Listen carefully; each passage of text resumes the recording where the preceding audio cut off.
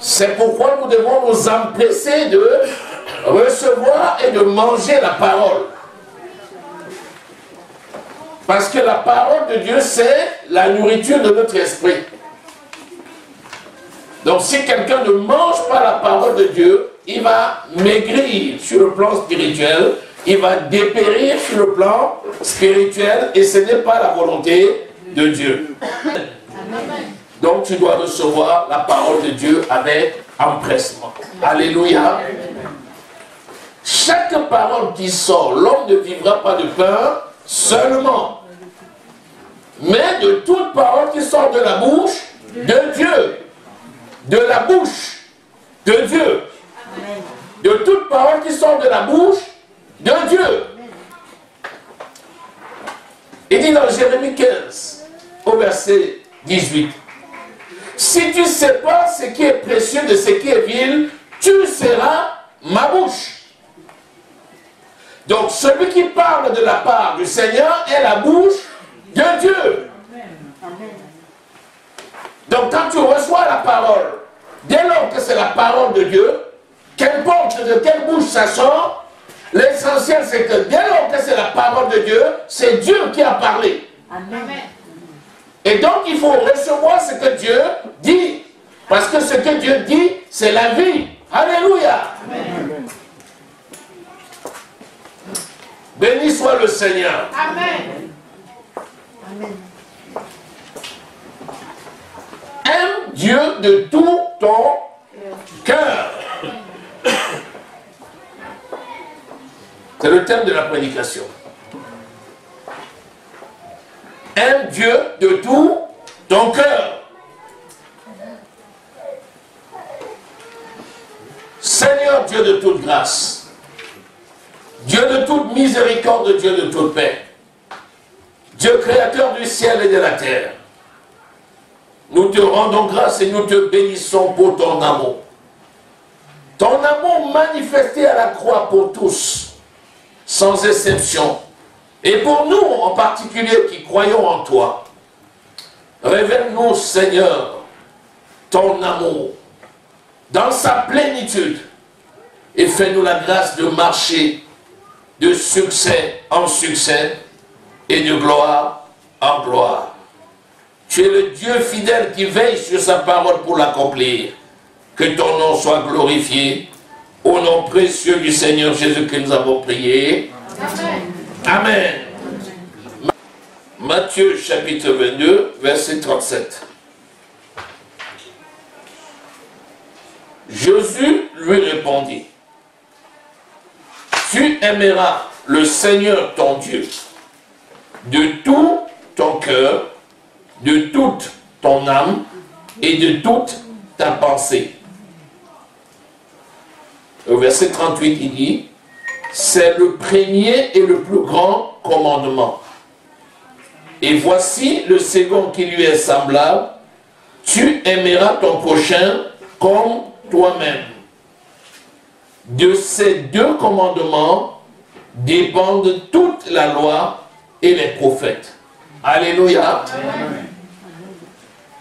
De ces deux commandements dépendent toute la loi et les prophètes. Parce que le commandement de Christ, c'est l'amour.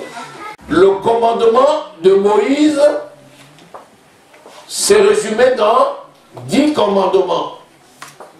Mais ces 10 commandements se sont accomplis dans un commandement qui est l'amour. Donc, l'amour de Dieu, c'est l'accomplissement des commandements de la loi de Moïse. Amen. En sorte que celui qui aime comme Dieu aime a accompli toute la loi. Amen. Alléluia. Amen. Béni soit le Seigneur. Amen. Tu aimeras l'Éternel ton Dieu de tout ton cœur, de toute ton âme et de toute ta force. Alléluia. Amen. Donc, si on jumelle tout, c'est de tout ton cœur, de toute ton âme, de toute ta force, de toute ta pensée. Alléluia. Bref, l'être humain est constitué de 3 parties. L'esprit, l'âme et le corps. L'amour consiste à aimer Dieu de tout son esprit, de toute son âme et de tout son corps. Amen.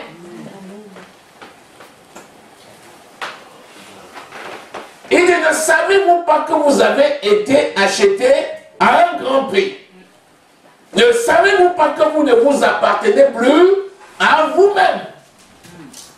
Parce que vous avez été racheté.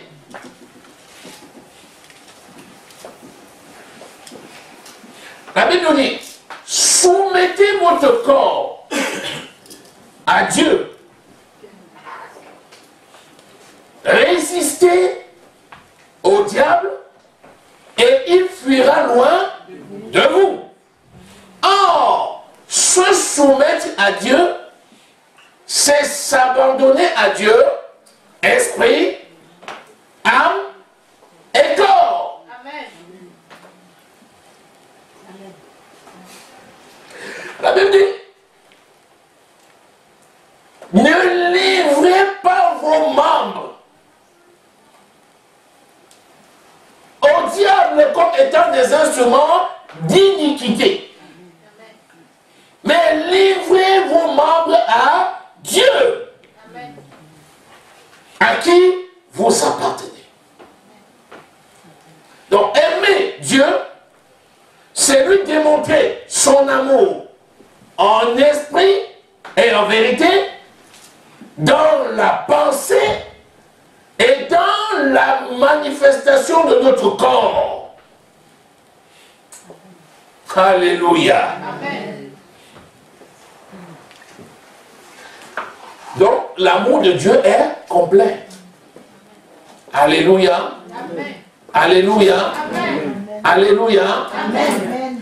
Lorsque quelqu'un ne s'appartient plus, ça veut dire qu'il y a un propriétaire autre que lui-même. Ça veut dire que même le libre arbitre qui lui a été laissé, ce n'est que pour l'associer comme partenaire à la prise en charge de notre être. Alléluia. Amen. Est-ce que tu peux détruire quelque chose qui ne t'appartient pas? Non. Est-ce que tu as le droit de détruire quelque chose qui ne t'appartient pas? Non.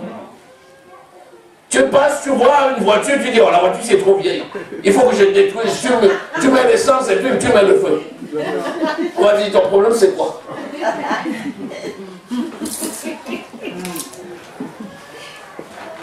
Nous appartenons à Dieu. Nous n'avons même plus le droit de décider de notre corps, si ce n'est d'emprunter la volonté de Dieu manifestée pour faire usage de notre corps comme étant des partenaires avec Dieu. Amen. Hey! Amen.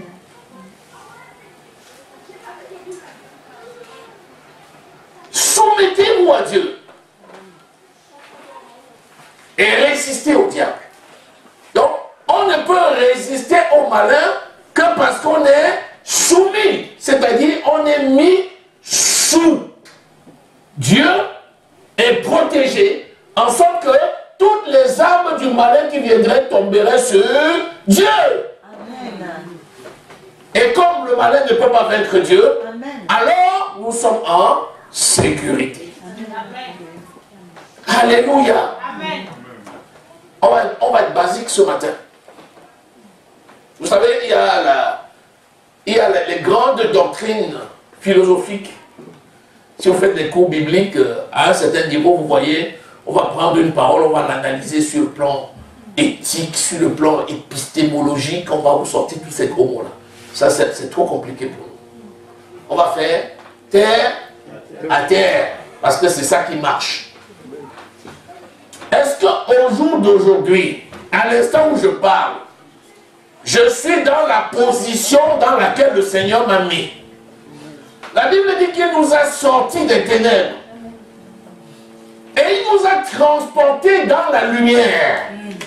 Dans le royaume du Fils de son amour. La question c'est, est-ce que je suis là où le Seigneur m'a dit? Est-ce que j'y suis en esprit? Est-ce que j'y suis dans mes pensées? Et est-ce que j'y suis physiquement? On peut être quelque part sans être. On peut voir un corps qui est là alors que son esprit est en villégiature. Tu peux être ici et ton esprit est au Canada. Quelqu'un te voit là maintenant comme ça alors que tu es en plein au Canada. On te voit là mais tu es aux États-Unis. On dit, hé, tu dis, excusez-moi, j'étais dans mes pensées. La parole de Dieu veut que celui qui aime Dieu, à tout instant, soit entièrement consacré à lui, dans l'esprit, dans la pensée et dans les actions. Et à mon avis, ce n'est pas difficile.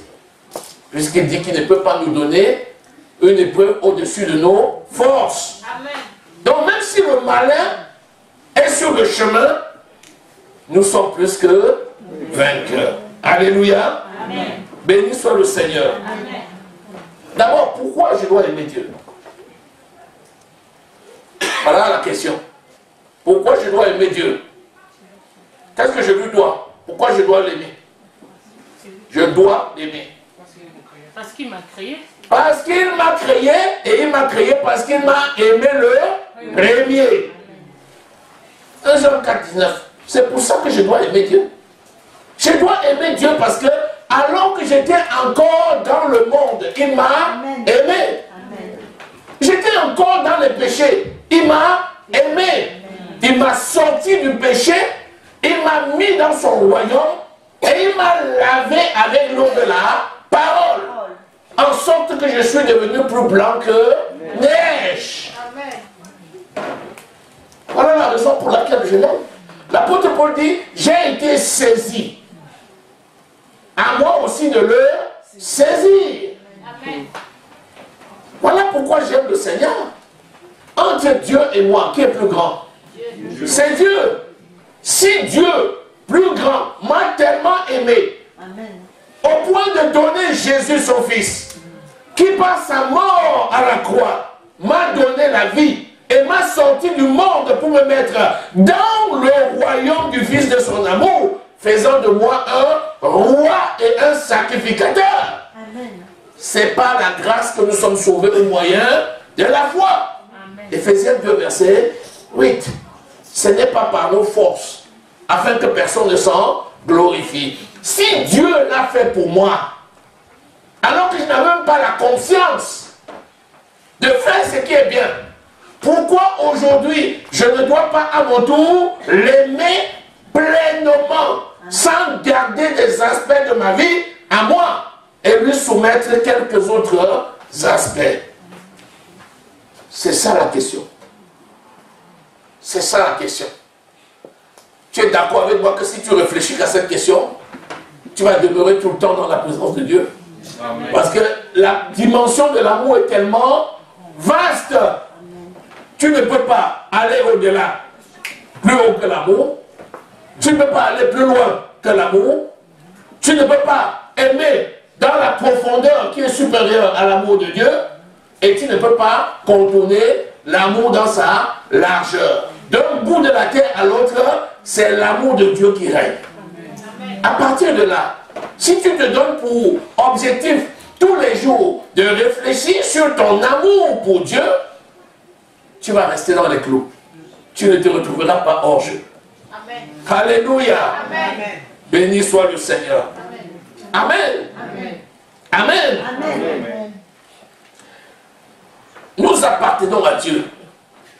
Et pourtant, il dit qu'il cherche des gens qui ont le cœur tout entier à lui. C'est-à-dire ceux qui n'ont pas dérogé à la règle, à la loi de l'Esprit. Parce que la mission du Saint-Esprit, c'est de nous maintenir dans la présence de Dieu, jusqu'au jour où Jésus viendra enlever son Église. La Bible dit que le Seigneur viendra comme un époux, et que l'Église, c'est l'épouse qui attend l'époux. Et que l'époux doit trouver l'église sans ride, sans tache, et sans ride. L'église ne vieillit pas. L'église ne vieillit pas. Amen. Qu'importe le temps qui passe, Amen. qui précède l'avancée et l'arrivée de Jésus.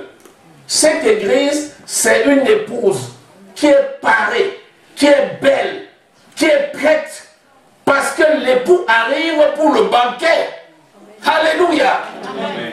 Sans tache, sans défaut, sans ride. Amen. J'aimerais qu'on aille un peu plus loin là-dedans. Vous savez, une tache vient se poser sur une surface. Regarde, tu as une tache au front. Qu'est-ce qui s'est passé? Tiens. Mais une ride, c'est une modification de la structure de la peau, qui, en fonction de l'âge, perd progressivement son élasticité et qui va se caractériser par des plis et des sillons qui marquent ainsi la vieillesse progressive de la peau. C'est ça, la ride. Mais la parole de Dieu nous dit que l'Esprit Saint garde l'Église qui ne vieillit jamais. Amen. Alléluia. Amen. Alléluia. Amen. Qui ne vieillit jamais. 2 Chroniques. 2 Chroniques 16, verset 9. L'Éternel étend ses regards sur la terre pour soutenir ceux dont le cœur est tout entier à lui. Alléluia. Amen. Donc l'Église est préparée par le Saint-Esprit. En sorte que quand l'Église, quand le Seigneur regarde l'Église, il voit chaque membre prêt, sans ride, sans défaut. C'est-à-dire spirituellement, nous sommes parfaits. Et ce qui fait la perfection de l'Église, c'est l'esprit de ceux qui lui appartiennent. Parce que Dieu ne regarde pas à l'apparence, il regarde au cœur. Or, le cœur de l'homme, c'est l'esprit de l'homme. Donc, Dieu, quand il regarde la terre, il voit l'Église. L'Église, c'est qui? L'Église, c'est l'ensemble de ses membres.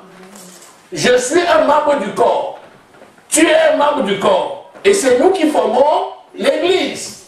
Donc, quand il regarde, il voit chaque membre. Et il regarde si chaque membre est resté intact. Parce que s'il y a un membre qui a une ride, elle communique sa ride à l'Église. Et ce n'est pas la volonté de Dieu. 1 Corinthiens 12 dit, si le pied a mal, la main va la soutenir. Si le pied fait bien, la main va l'approuver. Si le pied fait mal, la bouche va le reprendre. Avec douceur et en instruisant. Donc s'il y a quelqu'un qui, en tant que membre du corps, fait mal, il est un obstacle pour l'ensemble du corps.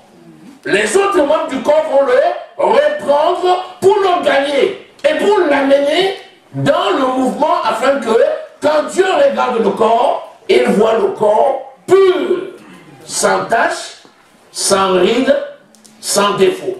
Amen. Alléluia. Amen. Alléluia. Amen.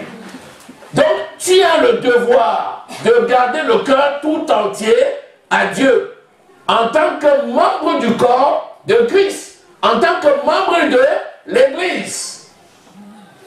Tu vas me dire, garde le corps tout entier à lui, c'est quoi? Nous avons défini. Celui qui est esprit. Dieu esprit. Et il veut que ceux qui l'adorent en esprit et en vérité. Jean au chapitre 4, verset 23. Dieu est esprit. Tu es un être spirituel. On te voit comme ça, on voit ton corps. Mais la réalité, c'est que tu es un esprit. Parce que tu es un esprit. L'esprit de Dieu habite l'esprit de l'homme. Comme l'esprit de Dieu habite ton esprit, puisque tu es né de nouveau, alors l'esprit domine le corps et l'âme. Donc tu es un esprit. C'est pourquoi tu te nourris de la parole afin que ton esprit reste toujours éveillé dans la dimension spirituelle élevée. Donc ceux qui sont saints d'esprit, ce sont ceux qui sont versés dans les Écritures, pour les mettre en pratique. Alléluia. Et là maintenant on parle de pratique. Pour pratiquer, il faut réfléchir. Et c'est au niveau de l'âme que tu as le centre de la pensée. Ça veut dire que tu dois vérifier et privilégier les sources d'approvisionnement qui sont saines. La parole de Dieu, c'est une source saine. Celui qui médite la parole de Dieu, il enrichit son esprit. Lorsque tu vois la parole de Dieu, ça peut être dans la Bible, ça peut être la lecture des livres qui concernent la parole de Dieu, mais ça peut aussi être le film. Alléluia. Amen. Si tu privilégies la parole de Dieu, tu verras que tu éviteras les sources de pollution. Amen. Les sources de pollution, c'est ce que tu entends de mauvais. Et c'est ce que tu vois de mauvais. Ce que tu touches de mauvais. C'est tout ça qui va te communiquer des mauvaises informations qui peuvent venir infecter ton esprit. C'est pourquoi tu évites ces sources. Et quand une telle information arrive, tu réclenches et tu jettes. Amen. En disant non, je ne veux pas. Il y a des films que tu ne dois pas regarder. Il y a des personnes que tu ne dois pas écouter. Si quelqu'un arrive et il te dit des paroles qui t'égarent, ne l'écoute pas. Si quelqu'un vient avec toi et au lieu de parler de la parole de Dieu, il dit des paroles qui te découragent, ne l'écoute pas. Amen. Si quelqu'un vient avec des paroles de découragement, tu vas l'écouter? Non. La Bible dit ne vous asseyez pas en compagnie des méchants, ni en compagnie des moqueurs. Parce que si tu t'assois en compagnie de quelqu'un qui te décourage, tu vas être découragé. Amen. Béni soit le Seigneur. Amen. Alléluia. Amen. Les mauvaises compagnies corrompent les bonnes mœurs. 1 Corinthiens 15, verset 33. Donc quand tu fréquentes quelqu'un qui a des mauvaises mœurs, tu vas avoir les mauvaises mœurs. Ça c'est sûr. Amen. Si tu fréquentes quelqu'un qui a l'habitude d'aller dans les boîtes de nuit, et samedi tu viens lui dire j'ai veillé de prière, tu vois qu'il y a conflit. Tu dis j'ai veillé de prière, elle te dit moi j'ai sorti en boîte. On fait comment? On fait comment? Elle dit moi je te dis que je sors en boîte. Tu dis moi je vais à la veille de prière. Il n'y a que deux situations. Soit chacun campe sur ses positions et vous allez vous séparer. Amen. En plus que quand elle va aller en boîte, toi tu vas aller à la veille. Ça veut dire qu'il y aura la distance. Et progressivement, les centres d'intérêt sont différents, donc vous allez vous séparer. Amen. Puisque vous allez dire on n'a pas le même centre d'intérêt. Amen. Si elle te dit bon allez, aujourd'hui je ne vais pas en boîte, je vais avec toi à la veille. Mais dimanche, samedi prochain, tu vas avec moi en boîte. Ah c'est sérieux. Un pour toi, un pour moi. Allez, elle vient avec toi ici. Et le samedi d'après, elle te dit, on fait comment? Rendez-vous, c'est à 23h30. Hein? Tu dis, ah. Elle dit, ne commence pas. Que ton oui soit oui. Amen. Amen. N'est-ce pas, c'est écrit dans ta Bible que ton oui soit oui? Amen. Oui. Amen. Les mauvaises compagnies corrompent les bonnes mœurs. Alléluia. Alléluia. Donc pour préserver ton corps pur, il faut avoir les bonnes fréquentations. Tu peux être dur n'importe comment, si tes fréquentations sont mauvaises, tu vas tomber. Ce n'est pas toi qui vas convertir la personne, c'est la personne qui va te convertir. Et ça, c'est dangereux. Donc le Seigneur veut ceux qui ont le cœur tout entier à lui. C'est-à-dire, le cœur est entièrement consacré à lui. Pourquoi le Seigneur veut ceux qui ont le cœur à lui? Pour les soutenir. Amen. C'est ce qu'on a lu. Il a les regards sur la terre pour soutenir ceux dont le cœur est tout entier à lui. Mais en fait, tu vas te dire, mais s'il veut soutenir, il va soutenir. Donc, il est Dieu. Pourquoi il veut quelqu'un dont le cœur est tout entier à lui? Il est amour, il aime tout le monde. Tu prends un objet précieux. Le baffe. Tu lui mets un soutien sur le trépied. Si le baffe est amovible, tu crois que le trépied va le soutenir? Non seulement il va tomber, mais il a fait tomber le trépied.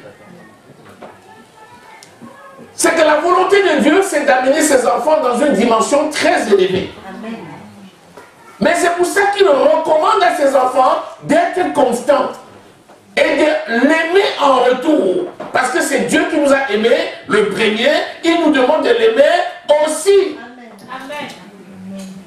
Donc si Dieu s'est proposé pour nous soutenir, il faut que l'on reste stable. Si tu n'es pas stable, tu vas vaciller. Et si tu vacilles, tu vas tomber. C'est pourquoi beaucoup de personnes dans l'église sont instables. Regardez. Romains au chapitre 12, verset 3 nous dit que Dieu a donné à chacun une portion de la foi. Est-ce que nous avons demandé la foi avant que Dieu ne nous donne? Non. Il a donné, il a dit que nous sommes sauvés par la grâce au moyen de la foi. Donc ça veut dire que je n'étais même pas encore suffisamment conscient, mais la grâce de Dieu s'est manifestée et je l'ai reçue. Pourquoi? Parce que Dieu m'a donné la foi. La Bible dit que tout a été fait par Jésus et pour Jésus.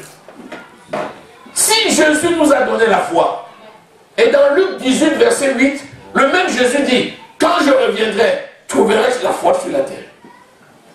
Mais Seigneur, comment tu ne vas pas trouver? Mais c'est toi qui as donné la foi. Oui, je l'ai donné, je suis conscient. Mais à mon retour, quand je viendrai, est-ce que je trouverai les gens prêts?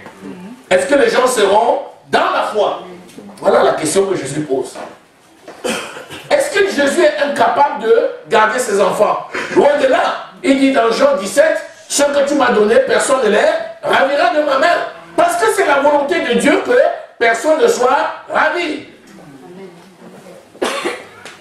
Mais la position que nous occupons dépend de nous. Parce qu'en ce qui concerne Dieu, il a seulement, non seulement donné la stabilité, mais il nous a donné le Saint-Esprit. Ça veut dire que Dieu a équipé ses enfants de tout ce qui est bon pour que quand il arrive, il les trouve sans tache, sans ride, sans défaut. Amen. Et Jésus dit encore, quand je reviendrai, trouverai-je la foi sur la terre? Il dit, oh, j'aimerais tellement trouver la foi sur la terre. Parce que le Fils de l'homme viendra à l'heure où personne ne l'attend. Et il viendra faire quoi? Enlever son église. Le jour où il viendra enlever l'église, est-ce qu'il trouvera l'église prête? 1 Thessaloniciens au chapitre 4, verset 13 dit, je ne veux pas, frère, que vous soyez ignorants au sujet de ceux qui dorment. Ceux qui dorment, c'est les enfants de Dieu qui sont morts avant que Jésus ne vienne. La Bible dit qu'au son de la trompette, des morts en Christ ressusciteront premièrement. Et nous les vivants, qui seront restés pour l'avènement du Seigneur, nous serons transformés en un clin d'œil et ensemble nous serons enlevés. Est-ce que quand Jésus va venir pour enlever l'église, est-ce que tu seras transformé? Est-ce que ce corps de la chair, ce corps de péché, est-ce que tu vas t'affranchir de ce corps pour revêtir le corps incorruptible? La seule façon de t'affranchir de ce corps, c'est d'être en adéquation avec le Saint-Esprit. Parce que c'est l'Esprit qui prépare l'église et c'est l'Esprit qui va aimer l'église pour aller rencontrer le Seigneur Jésus dans les airs. Amen. Et si ton amour n'est pas parfait, tu es en opposition de phase avec le Saint-Esprit, tu seras pas enlevé. Il dit dans Matthieu 24, de deux qui seront dans un lit, un sera enlevé, l'autre ne sera pas enlevé. De deux qui seront sur la route, un sera enlevé, l'autre ne sera pas enlevé. Pourquoi? Parce que celui qui ne sera pas prêt pour l'avènement du Seigneur ne sera pas enlevé. Sera enlevé seulement celui qui sera prêt. C'est pour ça qu'il dit, veillez et priez, car personne ne connaît ni le jour ni l'heure. Nous sommes en temps de paix. Nous sommes dans un temps où tu peux te lever, prendre ta Bible, aller prier sans que quelqu'un ne t'attende sur le chemin avec un boudin, une arme pour te tuer. Amen. Il y a des pays sur la terre où on se cache pour prier. Amen. Si en temps de paix, tu n'es pas en phase dans l'amour avec Dieu, lorsque la tribulation viendra, tu feras comment? C'est en temps de paix que l'on prépare la guerre. C'est maintenant que tu peux librement prendre ta Bible, tu peux librement écouter une prédication, tu peux librement en parler avec tes frères. C'est maintenant que tu vas te préparer en sorte que le jour où l'ennemi va se lever contre toi, que ça puisse sortir de façon réflexe. Alléluia. Amen. Alléluia. L'église est tellement dans un repos aujourd'hui qu'elle finit par dormir. Tu vois la personne là qui oh, c'est tellement calme que on commence à ronfler. Mais pourquoi tu dors? Vous connaissez bien quand Jésus est parti prier à la montagne. Il est parti avec Pierre, Jean et Jacques. La montagne de Gethsémani. Il dit priez avec moi. Il a prié 1 heure, il descend. Tout Pierre ronflait. Jean et Jacques ronflaient. Il dit oh, vous êtes venus prier avec moi, vous n'avez pas pu résister 1 heure. Veillez et priez afin que vous ne tombiez pas dans la tentation. Si en temps de paix comme maintenant, tu ne peux pas résister à l'épreuve qui se présente à toi et qui ne peut rien contre toi, qu'est-ce que tu vas faire quand le séjour des morts va s'élever contre toi? C'est pourquoi veille aujourd'hui sur toi. Veille aujourd'hui sur toi. Utilise l'onction que tu as. Marche dans l'amour de Dieu et non en ennemi de Dieu. Mets Dieu comme étant la priorité absolue dans ta vie. Et sers le Seigneur en toute liberté. Alléluia. Amen.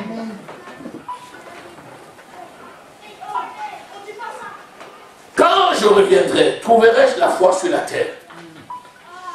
Bien sûr que nous avons la capacité de nous maintenir dans la foi. La Bible dit, examinez-vous vous-même pour savoir si vous êtes dans la foi. Alléluia. Amen. Examinez-vous vous-même. Béni soit le Seigneur. Amen. Donc, le challenge est là et c'est à toi de relever le défi. C'est à moi de relever le défi. Amen. Le travail du pasteur, c'est de t'alerter. C'est mon travail. Et je ne cesserai jamais de t'alerter.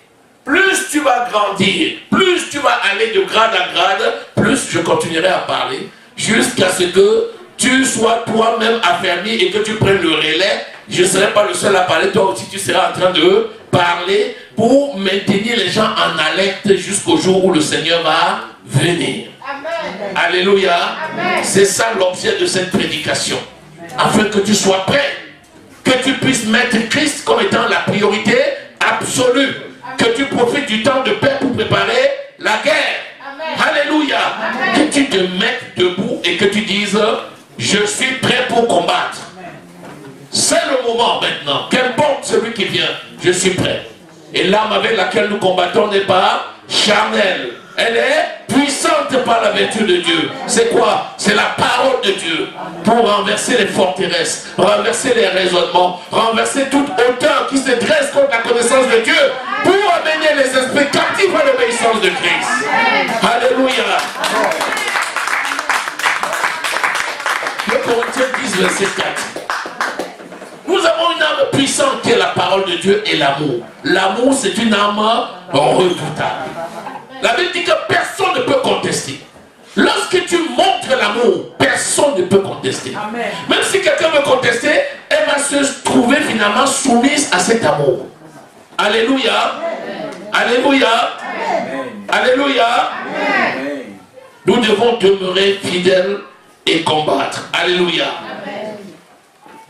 Isaïe 41, 10 nous dit, ne promène pas des regards inquiets, car je suis ton Dieu, je te soutiens de ma droite triomphante. Donc ne t'inquiète même pas de dire, qu'est-ce que je vais devenir si je n'obtempère pas ce qu'on me dit de faire? On sait qui.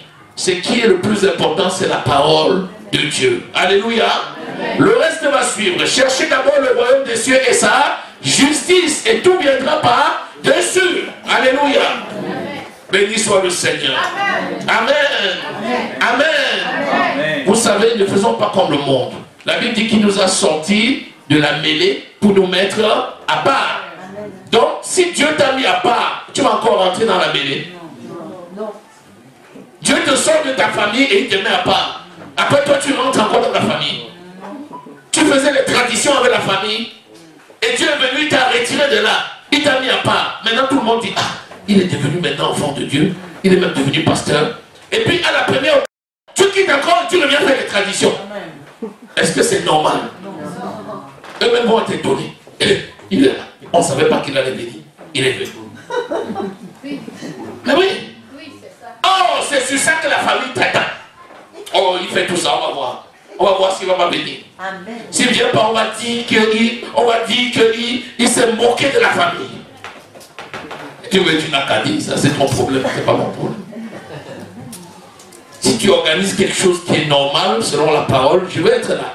La preuve, je participe à toute organisation dans la famille qui est conforme à la parole, je participe. Amen.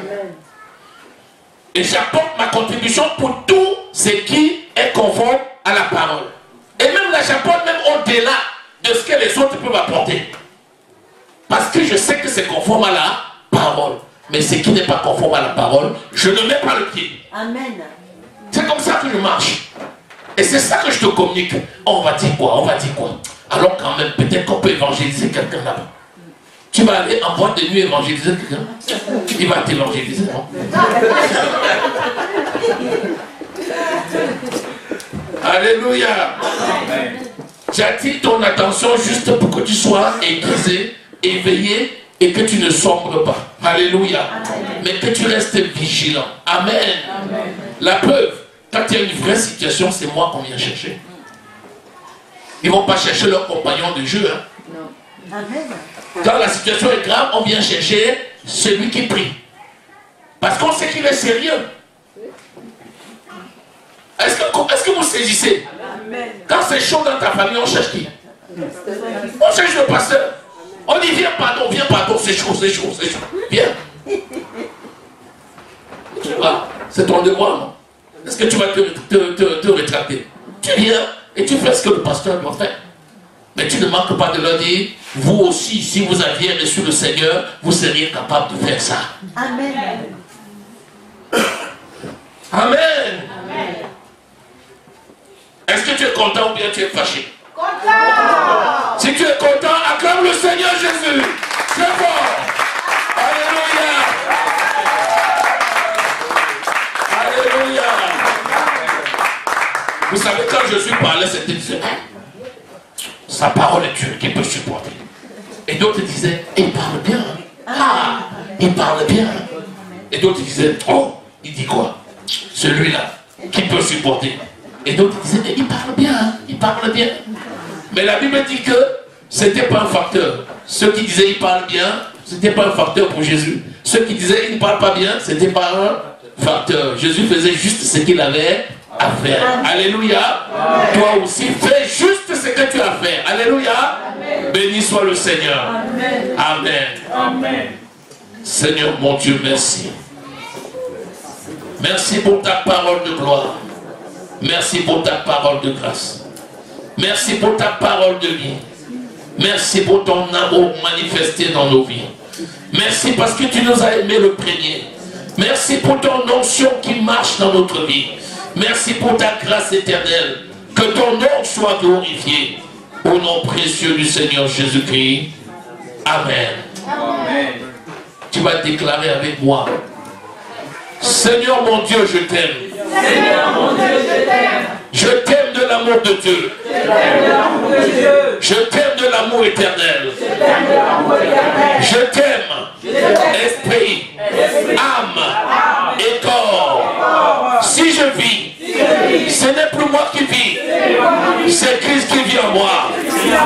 Je viens à toi, mon Dieu, consacré pour te servir en esprit et en vérité.